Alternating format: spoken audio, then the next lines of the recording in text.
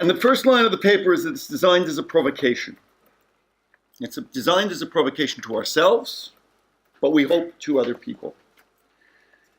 And I think it provokes in at least three ways. At least I want it to provoke in at least three ways. I want it to provoke questions about critical theory. I want it to provoke questions about politics today. And I want it to do something much, much, much, much worse than that. I want it to provoke questions about us and our positions.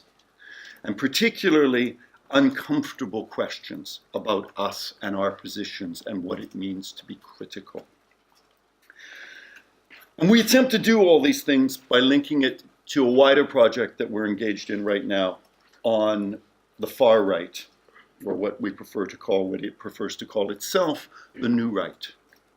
The new transnational movements of radical conservatism, which are, to some degree, I think, helping to reshape domestic and international political landscapes. International relations is terrible at dealing with the right. There is no tradition of conservative theory in international relations, which is fascinating. There is virtually no serious engagement with conservatism in international relations theory or international politics. That, we think, is a great shortcoming. It is a shortcoming that has interesting roots, but is a shortcoming that at this particular point in time is becoming both politically and intellectually unsustainable. We, in this paper, attempt to sketch out what we think is one of the most interesting, intriguing, and discomfiting elements of the far right. That is the way in which it has systematically adopted and appropriated critical themes to its own purposes. I would argue, I don't know if JF would agree with this, that in fact, the best and most effective use of critical theory in contemporary politics is by the New Right. They are the most systematic and powerful critical thinkers on the planet today, and they are the only ones that have been able to link theory and practical politics in a powerful way. In other words, if you want to see critique in action, these are your guys. That is an uncomfortable possibility. We try to trace this in four ways. That's what's going on. And so the question is, can international practice theory be critical theory?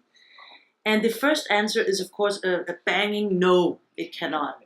And that's at least also partly the responsibility of those that have tried to use practice theory in IR in the first place, because especially Christian Büger, but also myself and Vincent Pouliot, all in one way or the other, I would say Emmanuel and Vincent are probably the most guilty of this, have strategically placed practice theory as a bridge building exercise, kind of in the old constructivist style. And that, of course, comes with a price. And I'm trying to see if, despite that strategic placement of practice theory, there might be actually something more interesting there. And I believe there is. So the argument here is other things then.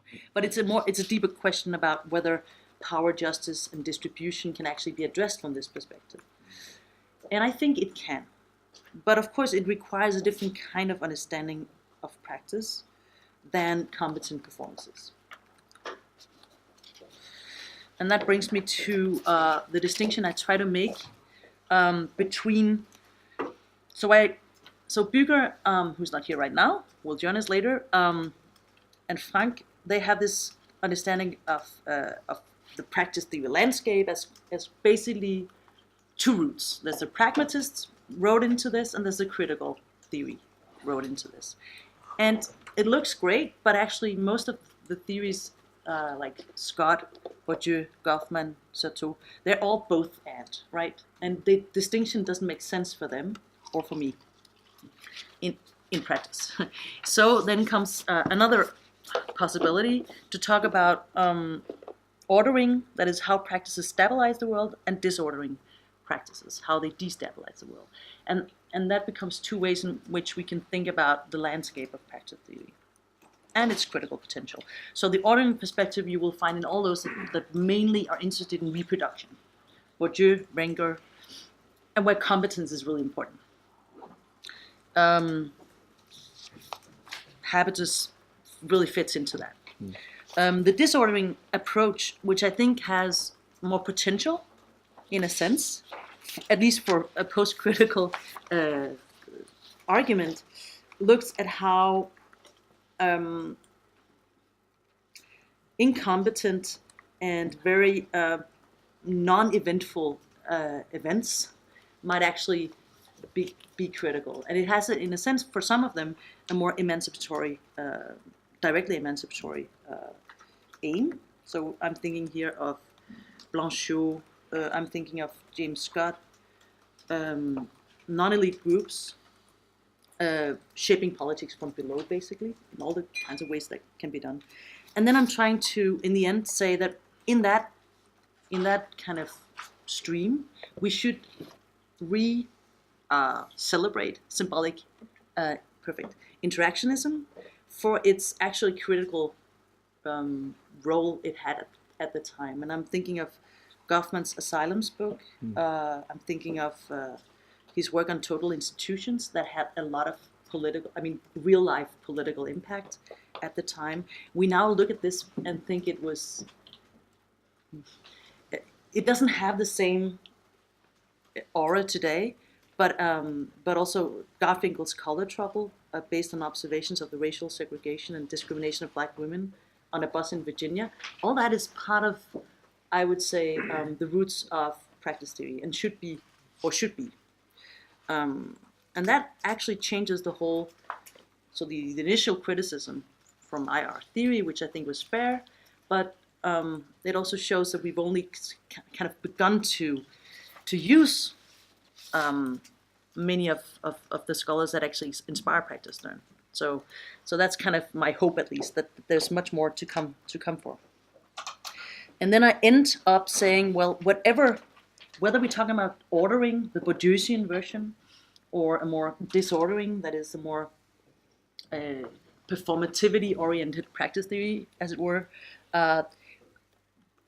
practice theory is looking at how order is constructed and deconstructed. And it insists that it takes two to tango. In that sense, it never looks for hegemony alone. It's always co-constituted, for better and worse. But there's something that I find deeply fascinating. I haven't had time to think that through, but there's something in practice theory, understanding of social order, including world politics, which is there's a certain sense of anomie. That is, there's no real order behind the order. So if this interaction order that we're now creating doesn't have anything to stand on, it leaves a whole potential for change and undoing, which for many good reasons never happens, but which would be interesting to explore from a post-critical perspective, including empirically. Yeah, I'm ending here. What I'm working with is basically the idea of rethinking the place of cui bono questions as absolutely core to post-critical strategies, right?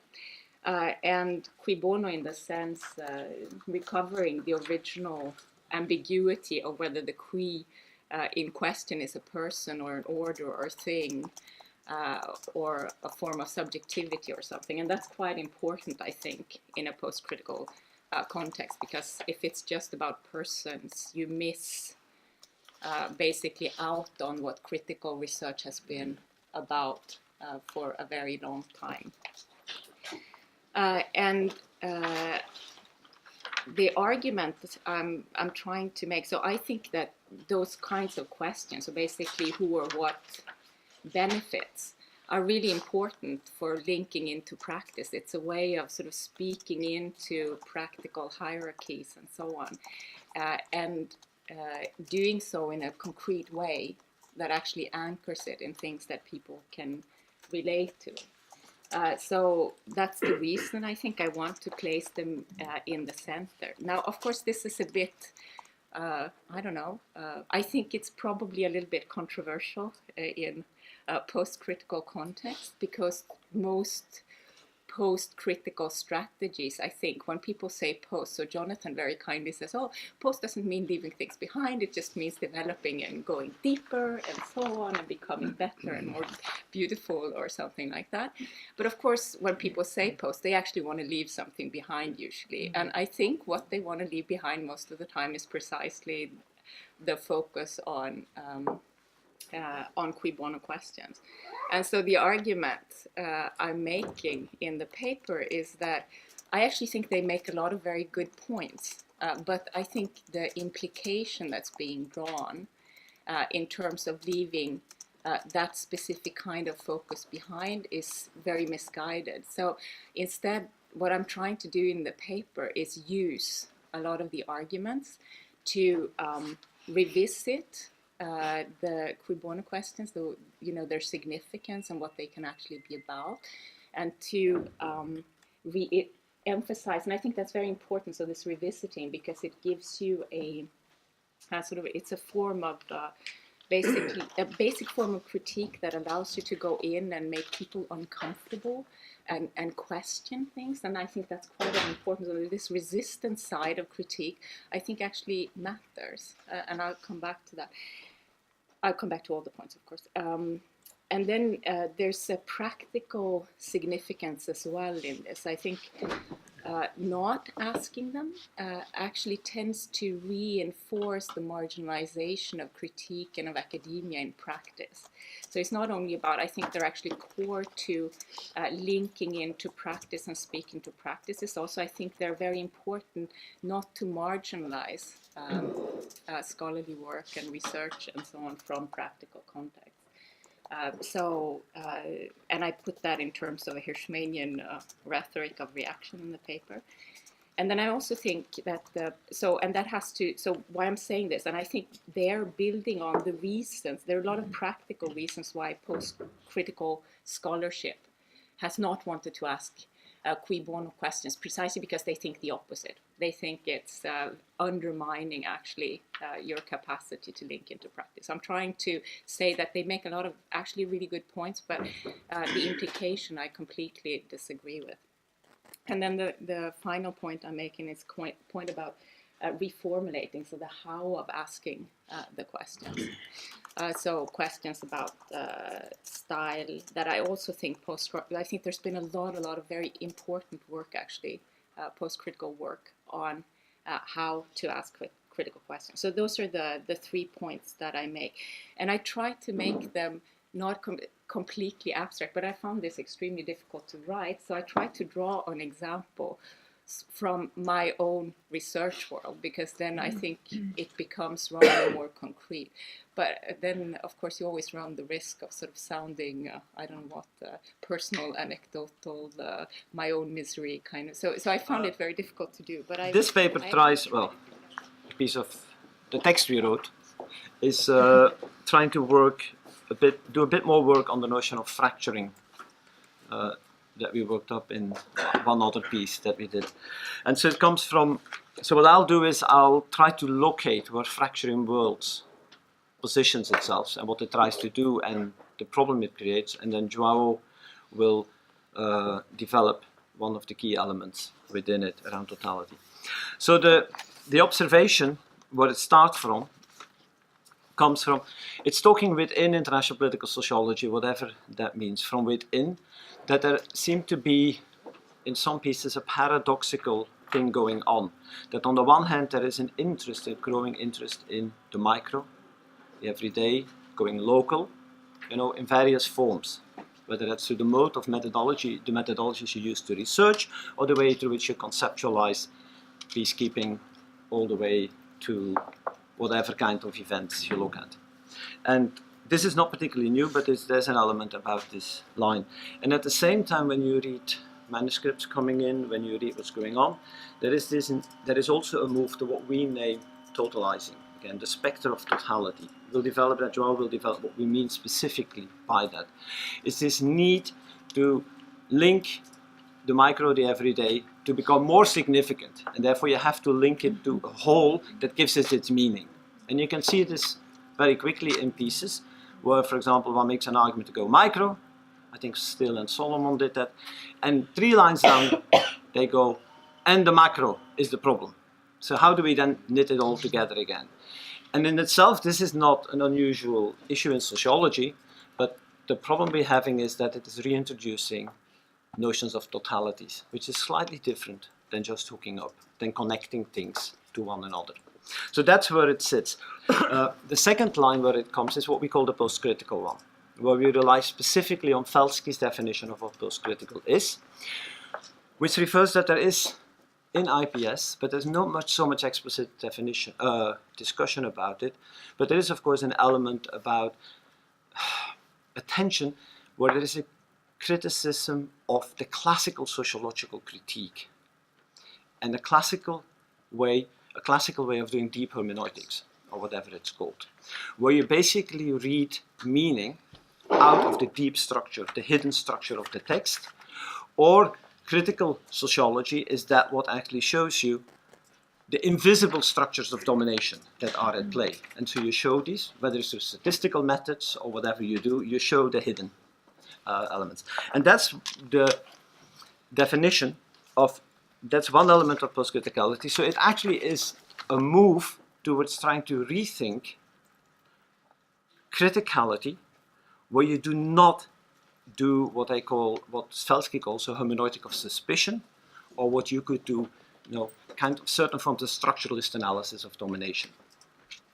And that sets together. However, and I'll come back to totalities, I say the turn to the micro brings an element in that you can see as well, and here, where totalities come back. And with totalities, João will say the philosophical bit about this, but very briefly, how you can see this is one reintroduces grand narratives. One of the things you can see is where, I use the classical example of neoliberalism, becomes the grand narratives that gives meaning to a lot what is going on. So you integrate back, and that whole gives you the meaning. And you can see that at work in several pieces.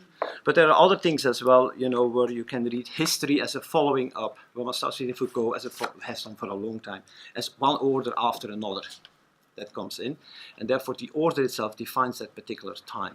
So there are various ways in which, and we can come back to this, there are also the return of fixing master signifiers, like sovereignty comes back in always time. When you don't talk sovereignty, someone will come back and say, what about sovereignty?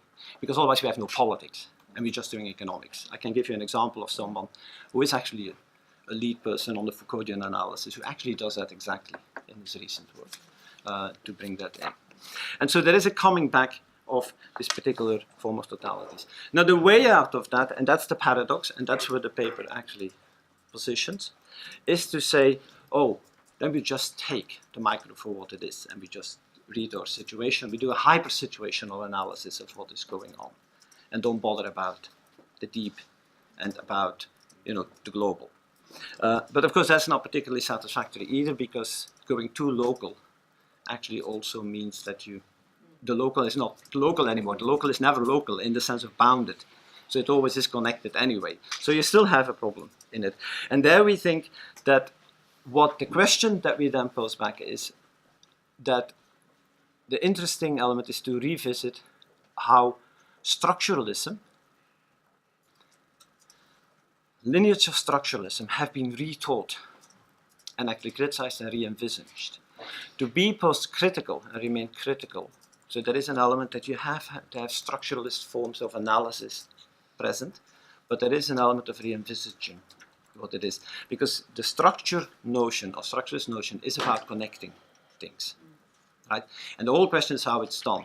And that's where I'll hand over to João, where we actually go back to those who were called post-structural at some point, because one of the, it's not, we say forgotten, but it's not maybe forgotten, but one of the things we can't find anymore is that when you go back to it, there is a lot of discussion about hanging on to notions of structure and structuralism, but without being structuralist. And so there was a whole debate about how to re-envisage and rethink structure in some way. Not in the structure agency element, but in the line of this linguist Saussurean mode, Levi-Strauss's mode of structuralism. And that's where, and the stake in that, as João will explain, was totality. Right? To get rid of totality, this idea that structure is the tool to hook everything big together, and then we understand how the world works. and I'll handle it. That's where fracture Obviously. is. That's what the For those of you who don't know very much about me, sometime shortly after we'd launched the so-called critical security studies thing, I had the opportunity for what I call in the paper deep participation. So I joined the tribe, I think would be the right phrase, of diplomats, activists, UN officials, practitioners, and others who were working on a particular issue that I talk about in the paper. And I like to think of it as a jungle, as an ecosystem. So we shared the same watering holes, we tramped around the same territory, we did various things. And I do note in the paper that deep engagement in my case meant that more than half of my time was spent not being an academic.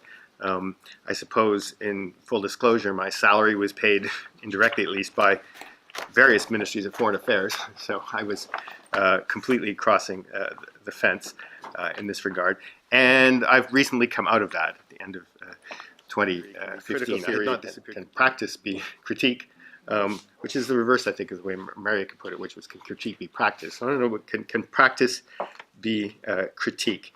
The paper has a bunch of illustrations and stories, and if I were among practitioners, I would tell stories almost exclusively, and maybe after lunch that's what I should do.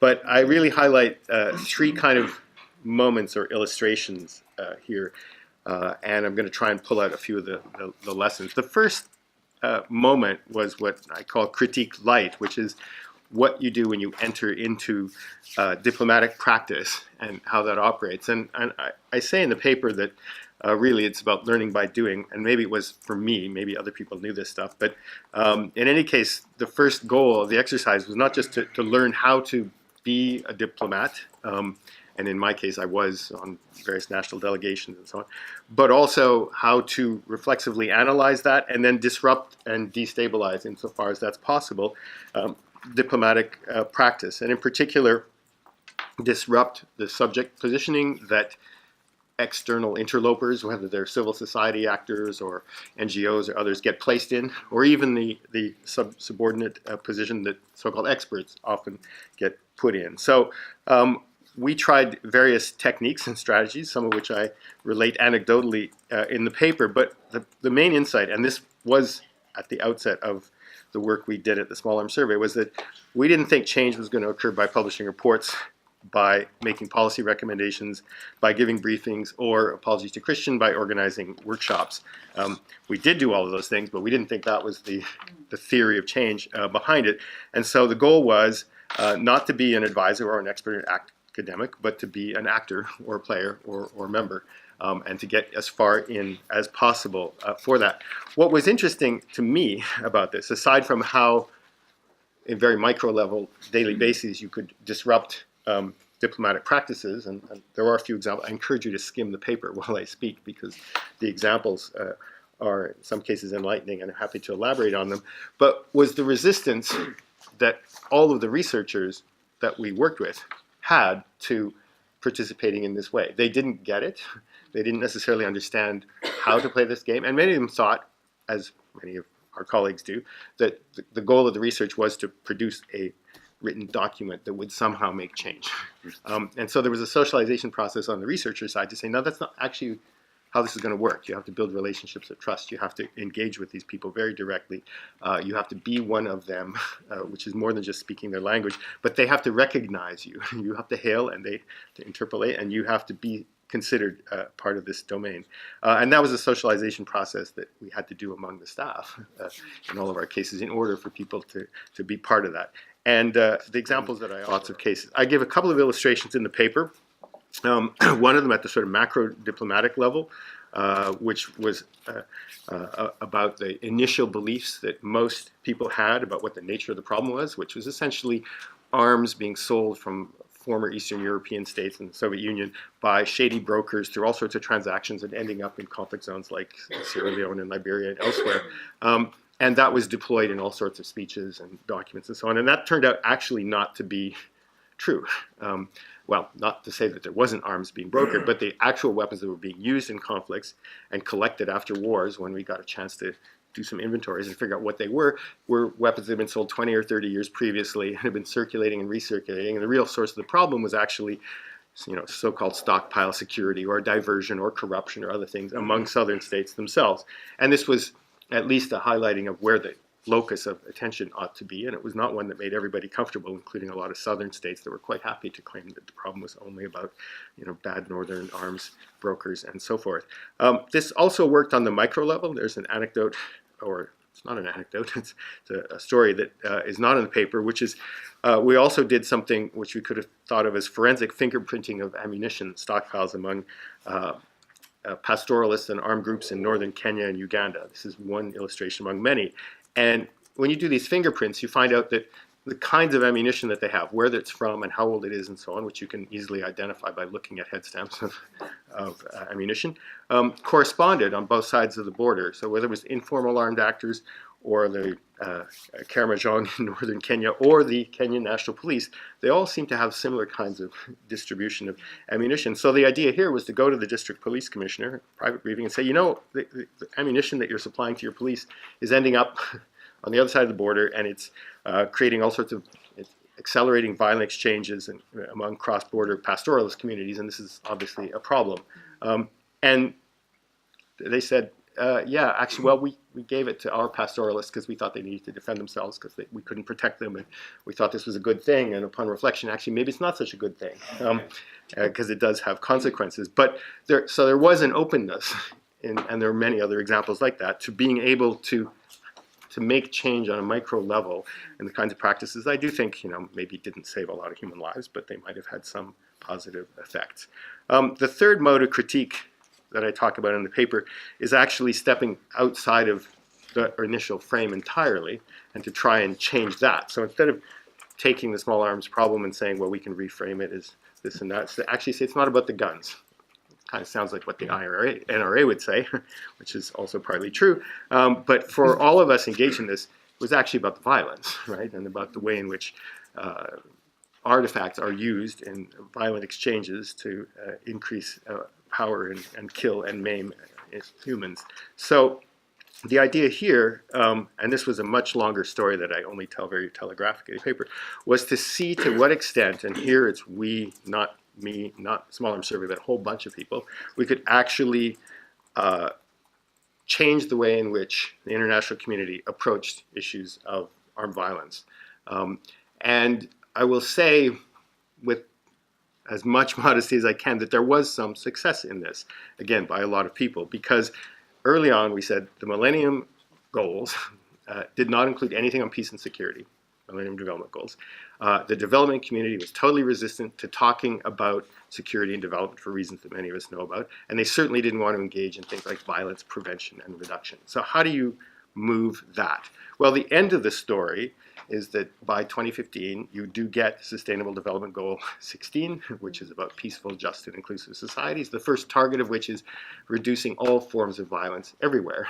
And that was a huge change from the situation in about 2005, when most international engagement with issues of violence was conflict-related, and only conflict-related. And we, in some of our work, and a lot of other people, again, involved in this, wanted to say, you know what, some of the most violent places on the planet, including, I'm afraid, Brazil and others, are actually not war zones. And if you actually sit down and use the data and look at this, you can see that most violence occurs in non-conflict settings. Some of the most violent places are not war zones. Some of the pathways and etiologies of violence resemble each other across war and non-war contexts. And from a programmatic point of view, you need to start to think about what kind of tools and mechanisms and processes can be used to address that in all sorts of contexts. This is kind of completely commonplace now to people who come out of Brazil and Central America and so on. It was very not commonplace in about 2010. So it can be done.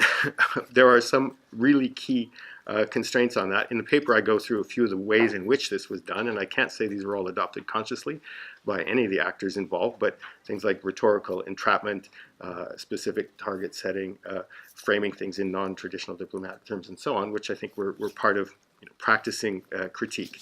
The last couple of pages in the paper, I step back and I've heard a lot of the criticisms that Ben echoed and that Mike hears from people in the political science department, and that I'd heard even before I left York a very long time ago in a galaxy far, far away, which was, oh, you've just been co-opted by the global military system, or oh, human security has been a state-led initiative and isn't really changing anything. I think there is merit to some of those things, But if that's where you stop, then we may as well close the project of post-critical practice, if you will, because I think that they might be constraints or they're limitations or they're things you have to recognize, but they don't actually prevent one from engaging in a particularly deep way if that's your own personal predilection in trying to make change, which I'd like to think we did a little bit of anyway. Okay. That's it. Now, in important ways, this critique from the right developed as a rejoinder to the Frankfurt School's thesis on the cultural industry. Okay, if you remember, an important part of the Frankfurt School's analysis had to do with the ways in which capitalism had narrowly averted a fatal crisis of legitimacy in the 1930s by co-opting the modernist counterculture and turning it into a commodity with the help of the new media industry and the advertising industry at the time. Adorno, Marcuse, Erich Fromm, and others analyzed the ways in which this emerging culture industry went on to become a vital tool for the administrative creation of demands for consumer goods, so consumerism, which facilitated the continuity of capitalist exploitation under American hegemony during the Cold War. Now, many conservatives and Cold War liberals at the time actually agreed with the Frankfurt School's analysis here. But although they welcomed the continued reign of capitalism as an idea at the time, they saw that the success of consumerism and the commodification of the counterculture had led to the internalization of subversive cultural tendencies into the normative fabric of the capitalist system itself, i.e. postmodernism. Now, in their view, this adversary culture was mining the set of bourgeois, Republican, and Christian belief systems that had historically allowed liberal democratic societies to make the distinction between liberties and licenses, and provided them with a sense of stoic resignation to face the inevitable existence of poverty and racial inequality and economic inequality and so on. Now, this is what Daniel Bell at the time called the cultural contradictions of capitalism. Right? Now, whereas Bell's and the neoconservatives and Cold War liberals at the time, or mainstream conservatives in America and in Europe, sought to use state institutions, public policy, punitive public policy, and sometimes even foreign policy to try to re-engineer the sort of moral consensus that would sustain the reproduction of neoliberal capitalism. Radical conservatives saw all this as a self-serving expansion of state power that intensified the domination of economic and administrative rationality in ways that in fact accelerated the destruction of all particularity, of all local cultures and traditions, and in ways that played into the hands of the universalist dystopias of the left. Okay, so they rejected all that. In other words, the radical right saw that the triumphs of globalization were pushing the mainstream left and the mainstream right in each other's arms since the 1960s. Now, this intensified the polarization within liberal societies between an increasingly unified ruling class that relies on the national state and international institutions of global governance as its main means of control, and large dispossessed segment of the middle classes and the working classes, which lacked the technocratic and managerial skills to access economic benefits and political power created by globalization. As Sam Francis argued in the early 1990s, and I cite, religious and secular, white and black, national and global, worker and management, the structural logic of globalization ultimately folds all historical lines of conflict into this wider confrontation between a new class elite that owns the means of organization and those who don't. Right? So it's not about owning the means of production, it's about owning the means of organization and economic redistribution. Now, this managerial thesis goes all the way back to Burnham. Now, the point is that in this account, critical theory is not the negative outside, if you like, the critical outside of the totally administered society that Adorno and Marcuse talked about at the time. They are very much part of it, part of its form and part of its politics and its power, however much it may seem and claim to oppose it. Now, this is not just because critical theory, in its different guises, often contributes to the culture of entitlements and abstract rights claim, which is then empirically serviced by the new class and state institutions and global institutions. It's also because critique, as a permanent and vocational disposition that denaturalizes everything, tends to disempower those who would like to make strong claims about substantive good, identity, history, or future for particular groups, right? Those who want to defend the particular against the universal. Now, critical theory, in other words, in that account, works as some sort of self-corrective auditing mechanisms, right, that ultimately serves to stabilize and legitimize the system. Right? It keeps the system on its toes, but it's not actually really, in effect, transforming the system in any real meaningful way. Thanks, One Jeff. interesting way. So just to pick up very briefly on where we go with the rest of this, the whole idea of postmodern populism, postmodernism seems about as and has typically tried to present itself, of course, as the antithesis of everything conservative. For the new right, it is actually the perfect form of a conservative politics. Essentially, both the postmodern insights of anti-essentialism and anti-universalism are accepted more or less wholesale at an intellectual level by the new right. Their argument is that in consequence of the failure of the Enlightenment project of universality, of universal reason, of a universal polity, of a universal humanity, the legitimation becomes of the particular, the historical, the local, the affective, all of those things that the Enlightenment and its universalist project appeared to try to wipe away.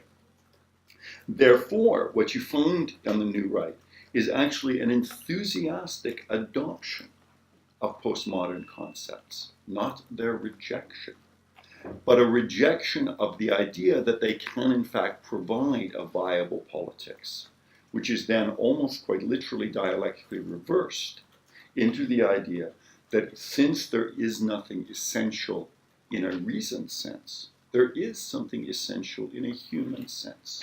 And that human sense is exactly the local, the grounded, the existentially real. One of the most interesting, I think, expressions of this, just as an aside, is in a book, a very, very good and very interesting book by a true believer on the New Right, Michael O'Meara, a book called New Culture, New Right, in which, just because we are IR scholars, I want to point out just 2-3 things. There are 3 people that we would recognize as IR scholars cited. The first one, unsurprisingly, is Samuel Huntington. The second one is Rob Walker. And the third one, I believe will be here tomorrow afternoon, he's called Ivor Newman. Okay.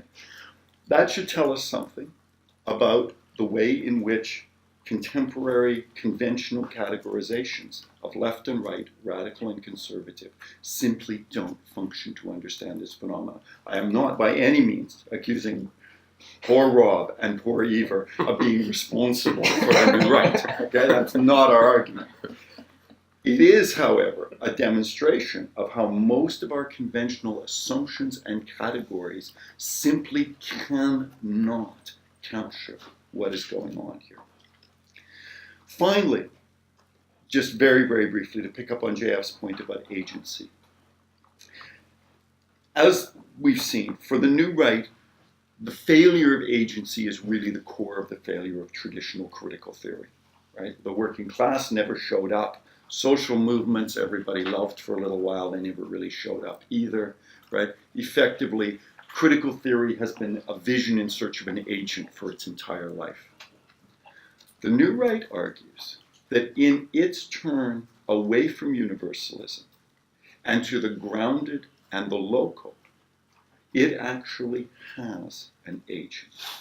It is able to evoke the nation, the community, the dispossessed middle class in particular, which is largely mobilized via the depredations of globalization and liberal capitalism, and indeed the liberal cultural elite, which degrades it and yet paradoxically allows it to be mobilized. Thus, what we have is a claim that in fact critical theory in this sense provides for a concrete political mobilization. And the very idea that one is frightened for them of concrete political mobilization in the way that most contemporary critical theory is. Most contemporary critical theory is eternally deferral, right? Oh, it's not this, it's not that, it's still not that. I can't remember who it was that said that in American feminist critical theory. Was it Nancy Fraser or somebody? What critical theory is about is to say, it's not this, it's not that, it's still not that. That is a null political position from this perspective. It is, in fact, a mark of intellectual bad faith from this perspective. And it is a mark of intellectual bad faith that can only be maintained from a particular social position within the new class. In other words, it is not a radical stance. It is a product of a certain positionality from within the system, not outside of it. If that is the case, then what we're seeing here is to some extent a wholesale and very challenging both appropriation and reversal of the entire critical project. In other words, it's almost a Hegelian revenge. One really wants to come back to good old-fashioned dialectics. To some extent, the most interesting members of the contemporary New Right are arguably some of the best dialecticians out there. And what they have done is taken the critical movement and reversed it upon itself. And that provides, we think, an enormous challenge to us, but also to politics. Because in the face of this eternal deferral, it's not that, it's not that, it's still not that, is not going to get it done. And that, we think, is a very big challenge for critical theory. That's where we're trying to go, I think, in this paper. So the issues are not simply what are the traditions and how are they imposed. It is not what does the post mean. What if the post is already here? And it's called Steve Bannon.